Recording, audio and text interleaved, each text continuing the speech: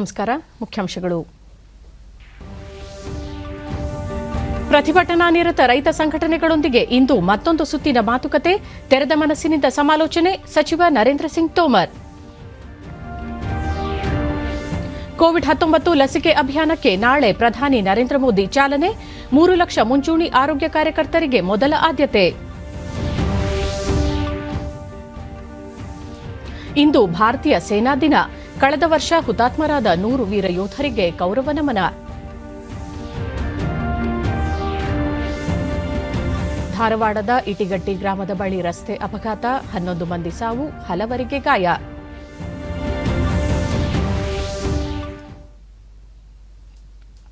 ವಾರ್ತೆಗಳ ವಿವರ. ಕೃಷಿ ಸುಧಾರಣಾ ಕಾಯ್ದೆಗಳನ್ನು ವಿರೋಧಿಸಿ ಪ್ರತಿಭಟನೆ ನಡೆಸುತ್ತಿರುವ ರೈತರೊಂದಿಗೆ ಕೇಂದ್ರ ಸರ್ಕಾರ ಇಂದು 9ನೇ ಸುತ್ತಿನ ಮಾತುಕತೆ ನಡೆಸಲಿದೆ.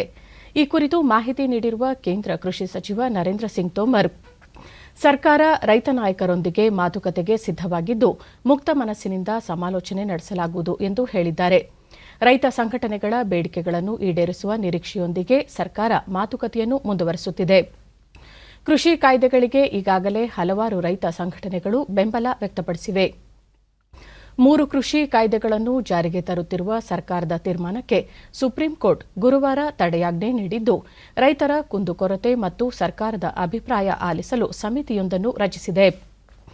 ಭಾರತೀಯ ಕಿಸಾನ್ ಒಕ್ಕೂಟದ ಅಧ್ಯಕ್ಷ ಭೂಪಿಂದರ್ ಸಿಂಗ್ ಮನ್, ಮಹಾರಾಷ್ಟದ ಶೆಟ್ಕರಿ ಸಂಘಟನೆಯ ಅಧ್ಯಕ್ಷ ಅನಿಲ್ ಘನ್ವಟ್, ಅಂತಾರಾಷ್ಟೀಯ ಆಹಾರ ನೀತಿ ಸಂಶೋಧನಾ ಸಂಸ್ಥೆಯ ಪ್ರಮೋದ್ ಕುಮಾರ್ ಜೋಶಿ ಹಾಗೂ ಕೃಷಿ ಆರ್ಥಿಕ ತಜ್ಞ ಅಶೋಕ್ ಗುಲಾಟಿ ನೇತೃತ್ವದಲ್ಲಿ ಸಮಿತಿ ರಚಿಸಲಾಗಿದೆ. ಆದರೆ ಈ ಸಮಿತಿಯಲ್ಲಿ ತಾವು ಮುಂದುವರಿಯುವುದಿಲ್ಲ ಎಂದು ಭೂಪಿಂದರ್ ಸಿಂಗ್ ಮನ್ ಹೇಳಿದ್ದಾರೆ.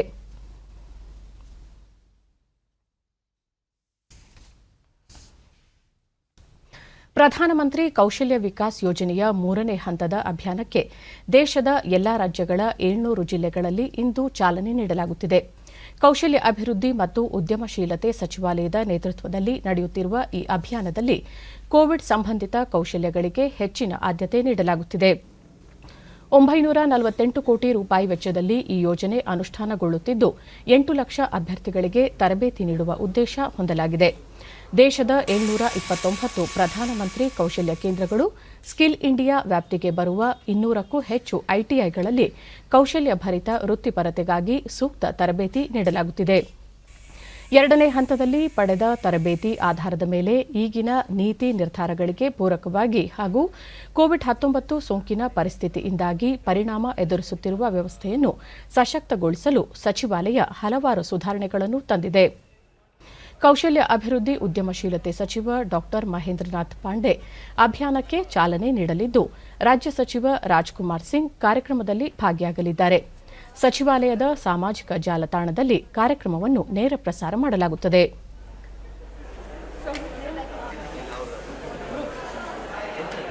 ವಿಶ್ವದ ಅತಿದೊಡ್ಡ ಕೋವಿಡ್-19 ಲಸಿಕಾ ಅಭಿಯಾನಕ್ಕೆ ಪ್ರಧಾನಿ ನರೇಂದ್ರ ಮೋದಿ ನಾಳೆ ಚಾಲನೆ ನೀಡಲಿದ್ದು, ವರ್ಚುವಲ್ ಮೂಲಕ 3006 ಕೇಂದ್ರಗಳನ್ನು ಸಂಪರ್ಕಗೊಳಿಸಲು ನಿಯೋಜಿಸಲಾಗಿದೆ. ಪ್ರತಿಯೊಂದು ಕೇಂದ್ರದಲ್ಲಿ 100 ಮಂದಿಗೆ ಲಸಿಕೆ ನೀಡಲು ಸಕಲ ಸಿದ್ದತೆ ಮಾಡಿಕೊಳ್ಳಲಾಗಿದ್ದು, 3 ಲಕ್ಷ ಮುಂಚೂಣಿ ಆರೋಗ್ಯ ಕಾರ್ಯಕರ್ತರಿಗೆ ಲಸಿಕೆ ನೀಡಲಾಗುತ್ತಿದೆ. ಈಗಾಗಲೇ ಎಲ್ಲಾ ರಾಜ್ಯಗಳ ದಾಸ್ತಾನು ಕೇಂದ್ರಗಳಿಗೆ 95% ಕೋವಿಡ್ ಲಸಿಕೆ ಪೂರೈಕೆ ಮಾಡಲಾಗಿದ್ದು, ರಾಜ್ಯಗಳಿಗೆ ಕೇಂದ್ರ ಸರ್ಕಾರದಿಂದ ಅಗತ್ಯ ಅನುದಾನ ಒದಗಿಸಲಾಗಿದೆ.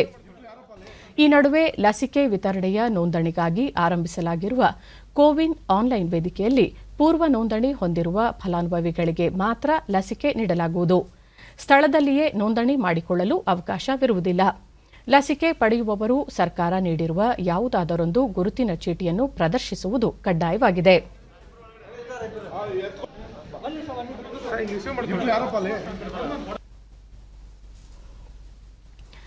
ಇತರೆ ಲಸಿಕೆಗಳನ್ನು ಪಡೆಯುವ ಸಂದರ್ಭದಲ್ಲಿ ಉಂಟಾಗುವ ಅಡ್ಡ ಪರಿಣಾಮಗಳು ಕೋವಿಡ್ ಲಸಿಕೆ ಪಡೆಯುವಾಗಲೂ ಉಂಟಾಗಲಿವೆ ಎಂದು ಕೇಂದ್ರ ಆರೋಗ್ಯ ಸಚಿವ ಡಾ ಹರ್ಷವರ್ಧನ್ ತಿಳಿಸಿದ್ದಾರೆ. ಲಸಿಕೆಯಿಂದ ಕೆಲವರಿಗೆ ಸಣ್ಣದಾಗಿ ಜ್ವರ, ದೇಹದಲ್ಲಿ ಮೈಕೈ ನೋವು ಕಾಣಿಸಿಕೊಳ್ಳಬಹುದು. ಆದರೆ ಲಸಿಕೆ ಪಡೆಯುವುದರಿಂದ ಮಹಿಳೆಯರು ಮತ್ತು ಪುರುಷರ ಸಂತಾನ ಫಲವತ್ತತೆಯ ಮೇಲೆ ಪ್ರತಿಕೂಲ ಪರಿಣಾಮ ಬೀರುತ್ತದೆ ಎಂಬ ಊಹಾಪೋಹಗಳಿಗೆ ಯಾವುದೇ ಆಧಾರ ಇಲ್ಲ. ಈ ಕುರಿತು ವೈಜ್ಞಾನಿಕ ಅಧ್ಯಯನ ನಡೆದಿದ್ದು, ಇಂತಹ ಖಚಿತವಲ್ಲದ ಊಹಾಪೋಹಗಳಿಗೆ ಕಿವಿಗೊಡಬಾರದು ಎಂದು ಮನವಿ ಮಾಡಿದ್ದಾರೆ. ಜಗತ್ತಿನ ಅತಿದೊಡ್ಡ ಕೋವಿಡ್ ಲಸಿಕೆ ಕಾರ್ಯಕ್ರಮಕ್ಕೆ ಸೂಕ್ತ ರೀತಿಯಲ್ಲಿ ದೇಶ ಸಜ್ಜುಗೊಂಡಿದೆ. ಈ ಕುರಿತು ಆರೋಗ್ಯ ಮೂಲಸೌಕರ್ಯವನ್ನು ಮೇಲ್ದರ್ಜೆಗೇರಿಸಲಾಗಿದ್ದು, ಆಧುನಿಕ ತಂತ್ರಜ್ಞಾನದ ಮೂಲಕ ಲಸಿಕೆ ನೀಡುವ ಕಾರ್ಯಕ್ರಮವನ್ನು ಯೋಜಿತ ರೀತಿಯಲ್ಲಿ ಕೈಗೊಳ್ಳಲಾಗುತ್ತಿದೆ ಎಂದು ಸಚಿವ ಡಾ ಹರ್ಷವರ್ಧನ್ ತಿಳಿಸಿದ್ದಾರೆ.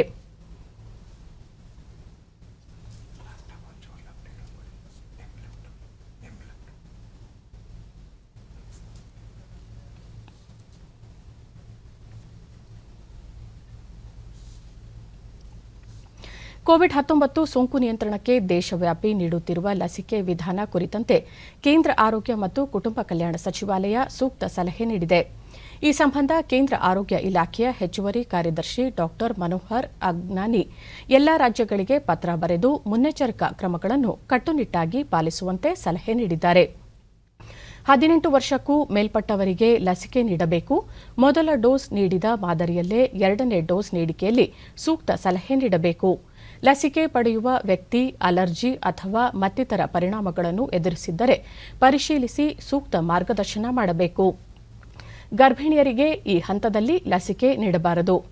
ಸಾರ್ಸ್-CoV-2 ಸೋಂಕಿಗೆ ಒಳಗಾಗಿರುವವರಿಗೆ 4 ರಿಂದ 8 ವಾರಗಳ ನಂತರ ಲಸಿಕೆ ನೀಡಬೇಕು ಎಂಬುದು ಸೇರಿದಂತೆ ಹಲವು ಮುನ್ನೆಚ್ಚರಿಕೆ ಕ್ರಮಗಳನ್ನು ವಹಿಸುವಂತೆ ಸೂಚಿಸಲಾಗಿದೆ. ಸಿದ್ದರಾಮ ಜಯಂತಿಯನ್ನು ಬೆಂಗಳೂರಿನಲ್ಲಿ ನಿನ್ನೆ ಆಚರಿಸಲಾಯಿತು. ಮುಖ್ಯಮಂತ್ರಿ ಬಿಎಸ್ ಯಡಿಯೂರಪ್ಪ ಕಾರ್ಯಕ್ರಮ ಉದ್ಘಾಟಿಸಿದರು. ಈ ವೇಳೆ ಉಪಮುಖ್ಯಮಂತ್ರಿ ಗೋವಿಂದ ಕಾರಜೋಳ, ಸಚಿವ ಬಿಎ ಬಸವರಾಜು, ಸಚಿವ ಅರವಿಂದ ಲಿಂಬಾವಳಿ, ಶಾಸಕ ವಿಶ್ವನಾಥ್, ಶಿವಯೋಗಿ ಸಿದ್ದರಾಮ ಸ್ವಾಮೀಜಿ ಮತ್ತಿತರರು ಉಪಸ್ಥಿತರಿದ್ದರು.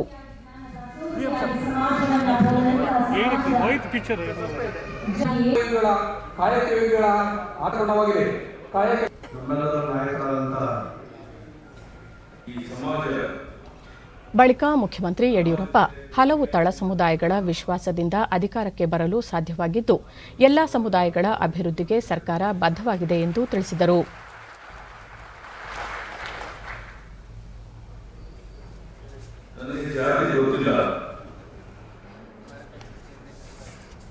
ಈ ನಾಡಿನಲ್ಲಿ ಆಗಿರುವಂತ ಎಲ್ಲ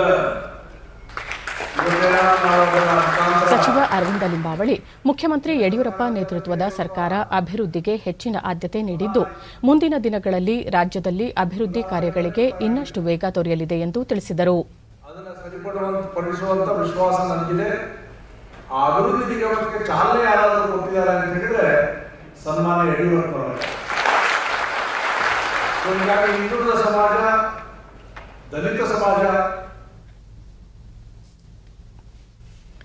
ಪ್ರಸಕ್ತ ಸಾಲಿನ ಪ್ರಥಮ ಸಂಸತ್ ಅಧಿವೇಶನ ಜನವರಿ 29ರಂದು ಆರಂಭವಾಗಲಿದ್ದು, ಮೊದಲ ದಿನ ಬೆಳಗ್ಗೆ 11 ಗಂಟೆಗೆ ರಾಷ್ಟ್ರಪತಿ ರಾಮನಾಥ್ ಕೋವಿಂದ್ ಜಂಟಿ ಅಧಿವೇಶನ ಉದ್ದೇಶಿಸಿ ಮಾತನಾಡಲಿದ್ದಾರೆ. ಈ ಕುರಿತು ಅಧಿಸೂಚನೆ ಹೊರಡಿಸಲಾಗಿದೆ. ಇದು 2021-22ನೇ ಸಾಲಿನ ಬಜೆಟ್ ಅಧಿವೇಶನವೂ ಆಗಿದ್ದು, ಫೆಬ್ರವರಿ 1ರಂದು ಕೇಂದ್ರ ಆಯವ್ಯಯದ ಮಂಡನೆಯಾಗಲಿದೆ. ಫೆಬ್ರವರಿ 15ರಂದು ಅಧಿವೇಶನದ ಪ್ರಥಮ ಚರಣ ಮುಕ್ತಾಯವಾಗಲಿದೆ. ಅಧಿವೇಶನದ ಎರಡನೇ ಚರಣ ಮಾರ್ಚ್ 8ರಿಂದ ಆರಂಭವಾಗಲಿದ್ದು, ಏಪ್ರಿಲ್ 8ರವರೆಗೆ ನಡೆಯುವ ನಿರೀಕ್ಷೆ ಇದೆ.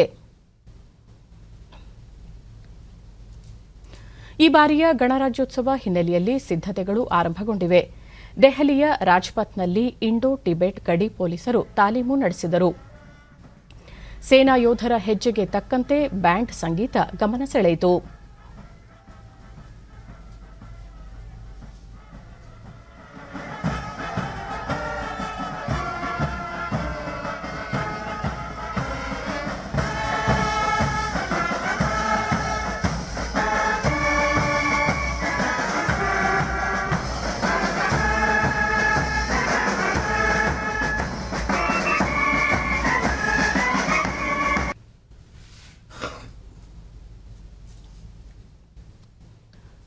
ಇಂದು 73ನೇ ಭಾರತೀಯ ಸೇನಾ ದಿನ.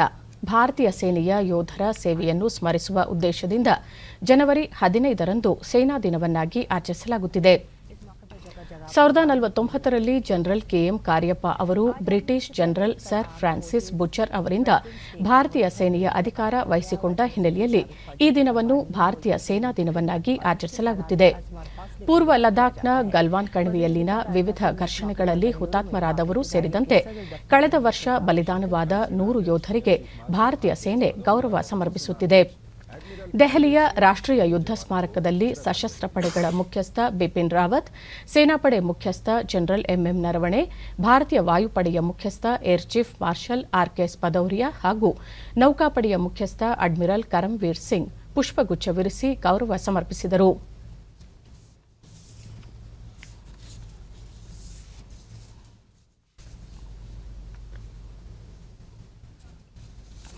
ರಾಷ್ಟ್ರಪತಿ ರಾಮನಾಥ್ ಕೋವಿಂದ್ ತಮ್ಮ ಟ್ವೀಟ್ ಸಂದೇಶದಲ್ಲಿ ಭಾರತೀಯ ಸೇನೆಯಲ್ಲಿ ಜಾಗೃತರಾಗಿ ಕಾರ್ಯನಿರ್ವಹಿಸುತ್ತಿರುವವರಿಗೆ ನನ್ನ ನಮನಗಳು. ದೇಶಕ್ಕಾಗಿ ಪರಮೋಚ್ಚ ತ್ಯಾಗ ಮಾಡಿದ ಶೌರ್ಯವಂತರು ಸದಾ ಸ್ಮರಣೀಯ. ಬದ್ಧತೆಯಿಂದ ಕಾರ್ಯನಿರ್ವಹಿಸುವ ಧೈರ್ಯಶಾಲಿ ಸೈನಿಕರು, ಅವರ ಕುಟುಂಬ ಸದಸ್ಯರನ್ನು ದೇಶ ಸದಾ ಕೃತಜ್ಞತೆಯಿಂದ ಸ್ಮರಿಸುತ್ತದೆ ಎಂದಿದ್ದಾರೆ. ಪ್ರಧಾನಿ ನರೇಂದ್ರ ಮೋದಿ ತಮ್ಮ ಸಂದೇಶದಲ್ಲಿ ಭಾರತೀಯರ ರಕ್ಷಣೆಗಾಗಿ ಸೈನಿಕರ ಕೊಡುಗೆ ಅನನ್ಯ. ನಮ್ಮ ಸೈನ್ಯ ಬಲವಾದ, ಧೈರ್ಯಶಾಲಿ ಮತ್ತು ದೃಢ ನಿಶ್ಚಯದಿಂದ ಕೂಡಿದ್ದು, ನಮ್ಮ ಸೇನೆಯ ಮುಖ್ಯಸ್ಥರನ್ನು ನಾವು ಸದಾ ಹೆಮ್ಮೆಯಿಂದ ಸ್ಮರಿಸುತ್ತೇವೆ ಎಂದು ಹೇಳಿದರು.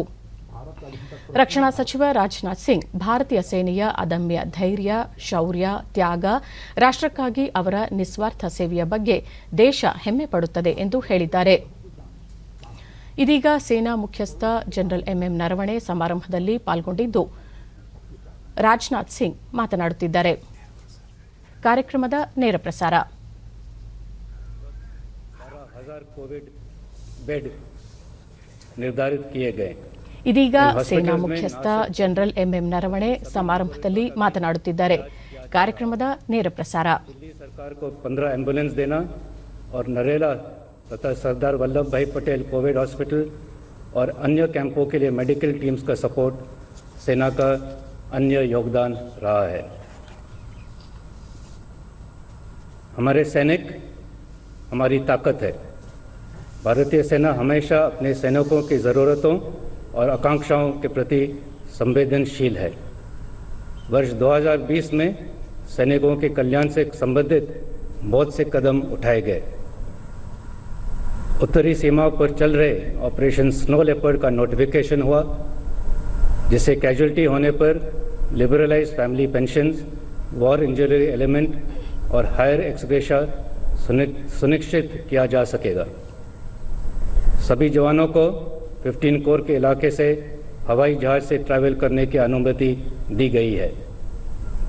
10 वर्ष की सेवा पूरी होने से पहले भी इनवैलिड पेंशन का प्रावधान किया गया है. 25 साल से कम आयु के जवानों को भी एचआरए मिलेगा और एमएससी भी दिए जाने पर वेतन वृद्धि के अनुसार बढ़ते हुए रेट पर CILQ का अनुदान होगा. सैनिक परिवारों के कल्याण की दिशा में भी हमारे प्रयास निरंतर जारी हैं. रक्षा बलों की मृत्यु पर साधारण पेंशन के एनहांस रेट के लिए कम से कम 7 साल की सेवा के शर्त को हटाया गया है. बैटल कैजुअल्टीज़ के बच्चों के लिए शिक्षा रियायत और राष्ट्रीय युद्ध स्मारक पर बैटल कैजुअल्टीज़ के NOK का सम्मान इस दिशा में उठाए गए कुछ कदम हैं. इसके अलावा short service commission women officers को सेना में स्थायी कमीशन का अनुदान दिया गया है. चुनी हुई वुमेन ऑफिसर्स को आर्मी एविएशन में हेलीकॉप्टर पायलट बनने के लिए इस साल जुलाई से प्रशिक्षण दिया जाएगा. CMP में प्रथम 100 महिला सैनिकों का बैच ट्रेनिंग कर रहा है और मई 2021 तक यूनिट जाने के लिए तैयार हो जाएंगे. भारतीय सेना में बढ़ती महिला शक्ति को मान्यता देने के लिए आज एक स्पेशल फर्स्ट डे कवर भी रिलीज किया जा रहा है. भूतपूर्व सैनिकों को निरंतर सपोर्ट देने की दिशा में directorate of Indian army veterans ने पिछले वर्ष 18 लाख से अधिक वेटरन्स को रजिस्टर किया और लगभग 10,000 बेनिफिशरीज को 21 करोड़ का लाभ पहुंचाया है. लगभग 5 करोड़ के पेंशन एरियर्स एक्स सर्विसमैन और NOK को दिए गए हैं. मई 2020 से बैटल कैजुअल्टीज़ के NOK को मिलने वाला एक्स ग्रेशिया 2 लाख से बढ़कर 8 लाख कर दिया गया है. अब तक लगभग 1 लाख रिटायरीज और 12,000 डिपेंडेंट्स को प्रधानमंत्री कौशल विकास योजना के तहत प्रशिक्षण प्रदान किया जा चुका है। इसके अलावा पूरे देश में लगभग 56 लाख पूर्वी सैनिकों और उनके परिवारों को क्वालिटी हेल्थ केयर ECHS द्वारा प्रदान किया जा रहा है।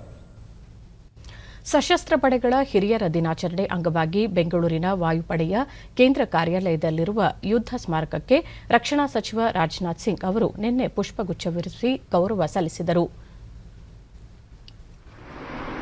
ನಂತರ ಅವರು 2017ರಲ್ಲಿ ಪ್ರತಿ ವರ್ಷ ಜನವರಿ 14ರಂದು ಸಶಸ್ತ್ರ ಪಡೆಗಳ ಹಿರಿಯರ ಗೌರವಾರ್ಥ ಈ ದಿನ ಆಚರಿಸಲು ನಿರ್ಧರಿಸಲಾಯಿತು. ಮಕರ ಸಂಕ್ರಾಂತಿ ದಿನ ರೈತರಿಗೆ ಕೃತಜ್ಞತೆ ಸಲ್ಲಿಸಲಾಗುತ್ತದೆ. ಅದೇ ದಿನ ಜೈ ಜವಾನ್ ಜೈ ಕಿಸಾನ್ ಎಂದು ಯೋಧರಿಗೂ ಗೌರವ ಸಲ್ಲಿಸಲಾಗುತ್ತದೆ ಎಂದರು. वह इस मकर संक्रांति, लोहड़ी, बिहू इस पर्व को मना पाता है।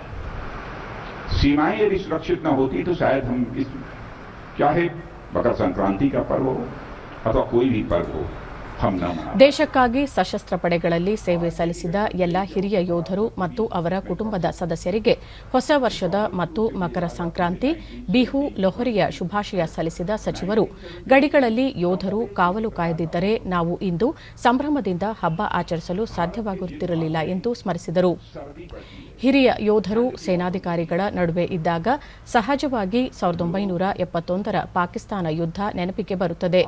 ದೇಶವನ್ನು ರಕ್ಷಿಸುತ್ತಿರುವ 3 ಪಡೆಗಳ ಸಿಬ್ಬಂದಿಯ ಶೌರ್ಯ, ಸಾಹಸದ ಬಗ್ಗೆ ಎಷ್ಟು ವರ್ಣಿಸಿದರೂ ಸಾಲದು ಎಂದರು. हमारा यह जवान सीमाओं पर बारूद की गर्मी से जूझ रहा था।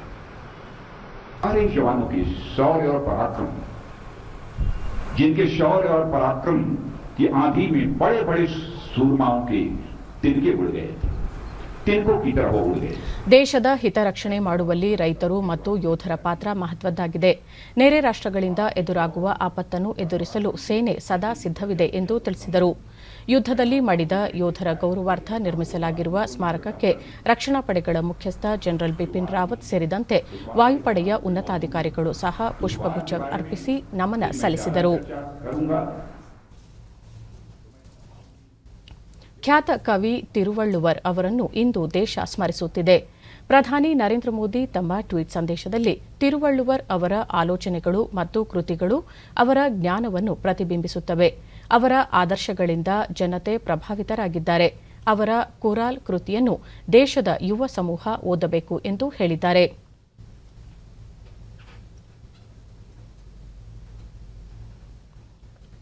ಕೇಂದ್ರ ವಾರ್ತಾ ಮತ್ತು ಪ್ರಸಾರ ಖಾತೆ ಸಚಿವ ಪ್ರಕಾಶ್ ಜಾವಡೇಕರ್ ತಮಿಳು ಕವಿ, ಚಿಂತಕ ಮತ್ತು ಸಂತ ತಿರುವಳ್ಳುವರ್ ಅವರನ್ನು ಗೌರವಪೂರ್ವಕವಾಗಿ ಸ್ಮರಿಸುವುದಾಗಿ ಟ್ವೀಟ್ ಮಾಡಿದ್ದಾರೆ.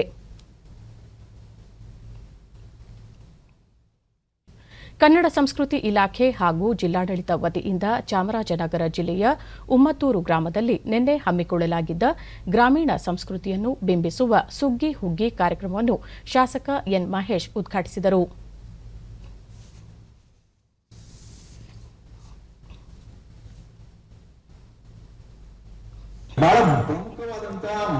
ಬಳಿಕ ಅವರು ಸೂರ್ಯನು ಪಥ ಬದಲಿಸುವ ದಿನವನ್ನು ರೈತ ಸಮುದಾಯದಿಂದ ಸಂಕ್ರಾಂತಿ ದಿನವಾಗಿ ಆಚರಿಸಲಾಗುತ್ತದೆ.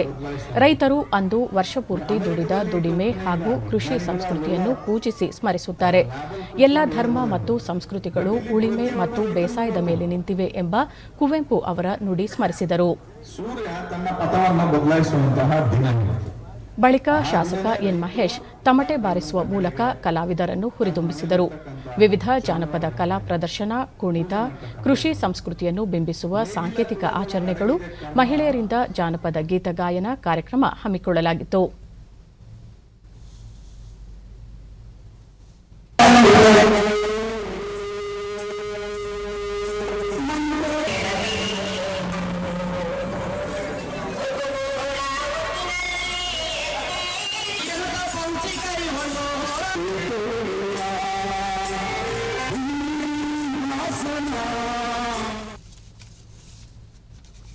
ರಾಮಮಂದಿರ ನಿರ್ಮಾಣದ ನಿಧಿ ಸಂಗ್ರಹಕ್ಕೆ ಗ್ರಾಮೀಣಾಭಿವೃದ್ಧಿ ಸಚಿವ ಕೆಎಸ್ ಈಶ್ವರಪ್ಪ ಅವರು ಶಿವಮೊಗ್ಗ ನಗರದಲ್ಲಿಂದು ಚಾಲನೆ ನೀಡಿದರು. ರಾಮಮಂದಿರ ನಿರ್ಮಾಣ ಹೋರಾಟಗಾರ ರಾಷ್ಟ್ರೀಯ ಸ್ವಯಂ ಸೇವಕ ಸಂಘದ ಗೋವಿಂದಸ್ವಾಮಿ ಅವರ ಮಲ್ಲೇಶ್ವರದ ನಿವಾಸದಿಂದ ನಿಧಿ ಸಂಗ್ರಹಿಸಿದರು.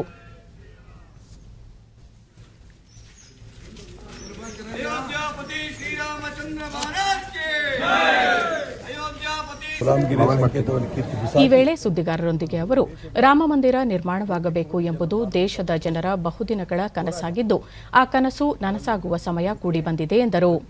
ಮನೆಯಿಂದನೂ ಕೂಡ ಈ ಒಂದು ರಾಮ ಮಂದಿರಕ್ಕೆ ಸಮರ್ಪಣಾ ನಿಧಿಯನ್ನ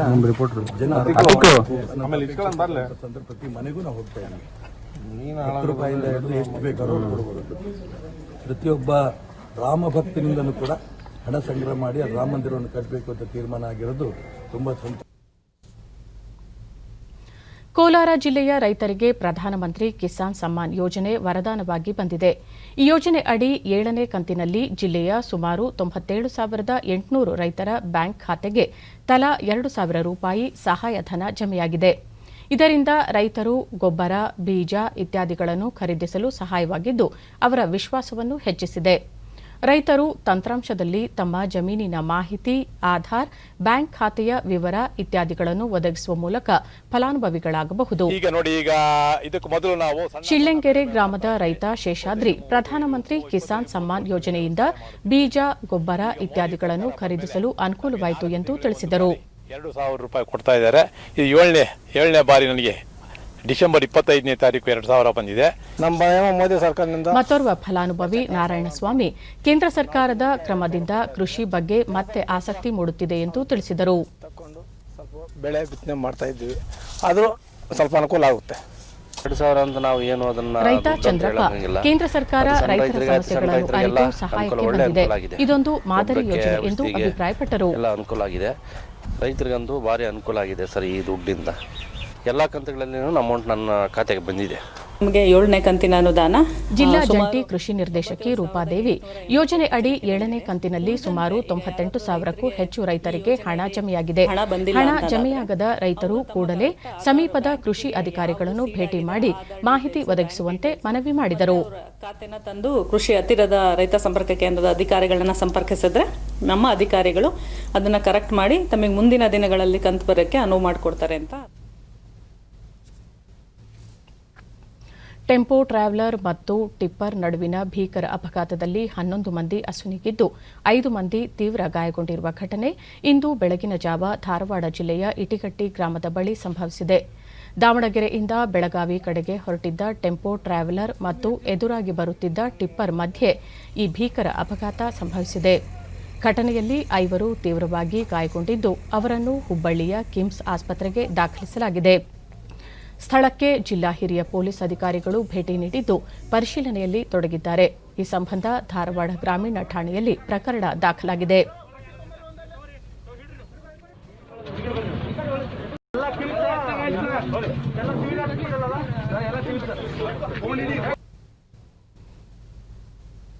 ಇಂಡೋನೇಷ್ಯಾದಲ್ಲಿ ಪ್ರಬಲ ಭೂಕಂಪನವಾಗಿದೆ.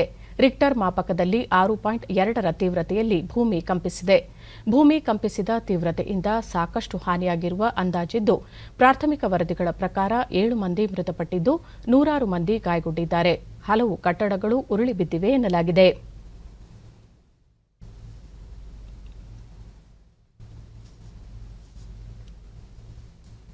ಕೇಂದ್ರ ಸರ್ಕಾರದ ವಿಜ್ಞಾನ ಮತ್ತು ತಂತ್ರಜ್ಞಾನ ಇಲಾಖೆಯ ಸ್ವಾಯತ್ತ ಸಂಸ್ಥೆಯಾದ national innovation foundation of India ಅಭಿವೃದ್ಧಿಪಡಿಸಿರುವ ನಾವೀನ್ಯತೆಯ ಪೋರ್ಟಲ್ ಅನ್ನು ಕೇಂದ್ರ ವಿಜ್ಞಾನ ಮತ್ತು ತಂತ್ರಜ್ಞಾನ ಸಚಿವ ಡಾ ಹರ್ಷವರ್ಧನ್ ನಿನ್ನೆ ದೇಶಕ್ಕೆ ಸಮರ್ಪಿಸಿದರು. ಈ ಪೋರ್ಟಲ್ ಪ್ರಸ್ತುತ ದೇಶದ ಸಾಮಾನ್ಯ ವಲಯಗಳಾದ ತಾಂತ್ರಿಕ, ಕೃಷಿ, ಪಶುಸಂಗೋಪನೆ ಮತ್ತು ಮಾನವ ಆರೋಗ್ಯ ಸೇರಿ ವಿವಿಧ ವಲಯಗಳ 1.15 ಲಕ್ಷ ನಾವೀನ್ಯತೆಯ ಜನರನ್ನು ಒಳಗೊಂಡಿದೆ. ಇಂಧನ, ಮೆಕ್ಯಾನಿಕಲ್, ಆಟೋಮೊಬೈಲ್, ಎಲೆಕ್ಟ್ರಿಕಲ್, ವಿದ್ಯುನ್ಮಾನ, ಗೃಹ, ಕೆಮಿಕಲ್, ನಾಗರಿಕ, ಜವಳಿ, ಕೃಷಿ, ಕಟಾವು ಚಟುವಟಿಕೆ, ಸಂಗ್ರಹ ವಿಧಾನ, ಗಿಡಗಳ ಪ್ರಭೇದಗಳು, ಗಿಡಗಳ ರಕ್ಷಣೆ, ಕುಕ್ಕಟೋದ್ಯಮ, ಜಾನುವಾರು ನಿರ್ವಹಣೆ ಮತ್ತಿತರ ವಲಯಗಳನ್ನು ಇದು ಹೊಂದಿದೆ. ಕಾರ್ಯಕ್ರಮದಲ್ಲಿ ಮಾತನಾಡಿದ ಡಾ ಹರ್ಷವರ್ಧನ್, ಕಳೆದ 6 ವರ್ಷಗಳಲ್ಲಿ ನಾವೀನ್ಯತೆ ಚಳುವಳಿಗೆ ಆದ್ಯತೆ ನೀಡಲಾಗಿದೆ ಮತ್ತು ಪರಿಸರ ನಾವೀನ್ಯತೆಯನ್ನು ಸೃಷ್ಟಿಸಲಾಗಿದೆ. ಸಾಮಾನ್ಯ ಜನರಲ್ಲಿರುವ ನಾವೀನ್ಯತೆಯ ಆಸಕ್ತಿ, ಅಸಾಧಾರಣ ಬದ್ಧತೆಯಿಂದಾಗಿ ದೇಶ ತಂತ್ರಜ್ಞಾನದ ನಾಯಕತ್ವದಲ್ಲಿ ಮುಂಚೂಣಿಗೆ ತಲುಪುತ್ತಿದೆ. ಬರುವ ವರ್ಷಗಳಲ್ಲಿ ಉನ್ನತ ಎತ್ತರಕ್ಕೆ ಏರಲಿದೆ ಎಂದು ವಿಶ್ವಾಸ ವ್ಯಕ್ತಪಡಿಸಿದರು. ಥಾಯ್ಲೆಂಡ್ನಲ್ಲಿ ನಡೆಯುತ್ತಿರುವ ಥಾಯ್ಲೆಂಡ್ ಓಪನ್ ಬ್ಯಾಡ್ಮಿಂಟನ್ ಟೂರ್ನಿಯ 2ನೇ ಸುತ್ತಿನಲ್ಲಿ ಸೈನಾ ನೆಹ್ವಾಲ್ ಪರಾಭವಗೊಂಡಿದ್ದಾರೆ. ಥಾಯ್ಲೆಂಡ್ನ ಬುಸಾನನ್ ಓಂಗ್ ಬಮ್ರುಂಗ್ ಫಾನ್ ವಿರುದ್ಧ 23-21, 14-21, 16-21 ಅಂತರದಲ್ಲಿ ಸೋಲುಂಡಿದ್ದು ಈ ಮೂಲಕ ಟೂರ್ನಿಯಲ್ಲಿ ಭಾರತದ ಹೋರಾಟ ಅಂತ್ಯಗೊಂಡಿದೆ. 6ನೇ ಶ್ರೇಯಾಂಕಿತ ಪಿವಿ ಸಿಂಧು ಆರಂಭಿಕ ಪಂದ್ಯದಲ್ಲಿ ಪರಾಭವಗೊಂಡಿದ್ದಾರೆ. ಪುರುಷರ ಸಿಂಗಲ್ಸ್ನಲ್ಲಿ ಕಿಡಂಬಿ ಶ್ರೀಕಾಂತ್, ಪುರುಷರ ಡಬಲ್ಸ್ನಲ್ಲಿ ಸಾತ್ವಿಕ್ ಸಾಯಿರಾಜ್ ರಾಂಕಿರೆಡ್ಡಿ ಹಾಗೂ ಚಿರಾಗ್ ಶೆಟ್ಟಿ ಜೋಡಿ ಸಹ ಪರಾಭವಗೊಂಡಿದೆ.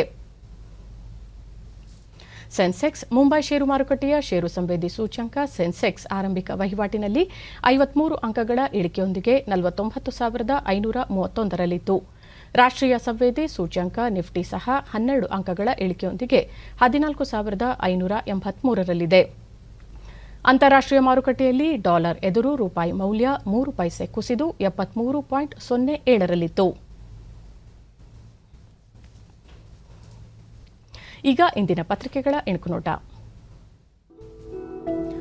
ನಾಳೆಯಿಂದ ಲಸಿಕೆ ಮಹಾ ಅಭಿಯಾನ, ವಿಶ್ವದ ಅತಿದೊಡ್ಡ ಲಸಿಕೆ ಆಂದೋಲನಕ್ಕೆ ಮೋದಿ ಚಾಲನೆ, ಮೊದಲ ದಿನ 3 ಲಕ್ಷ ಆರೋಗ್ಯ ಸಿಬ್ಬಂದಿಗೆ ಲಸಿಕೆ ವಿತರಣೆ.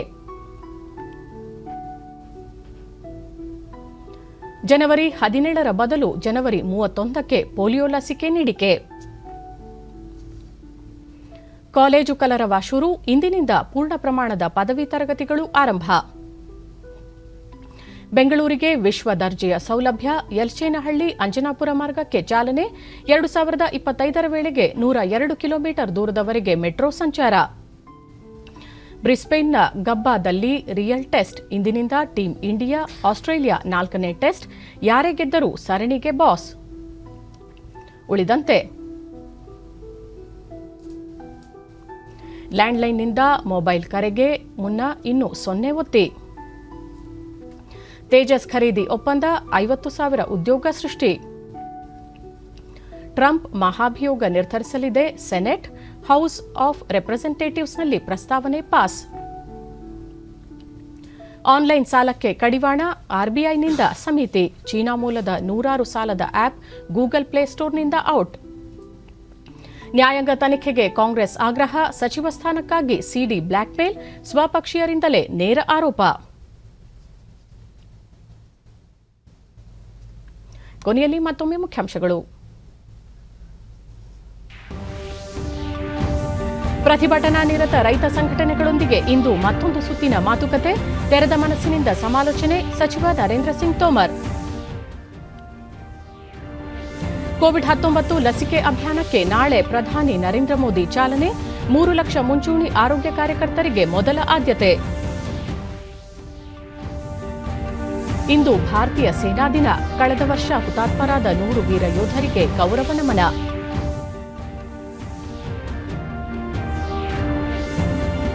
ಧಾರವಾಡದ ಇಟಿಗಟ್ಟಿ ಗ್ರಾಮದ ಬಳಿ ರಸ್ತೆ ಅಪಘಾತ, 11 ಮಂದಿ ಸಾವು, ಹಲವರಿಗೆ ಗಾಯ.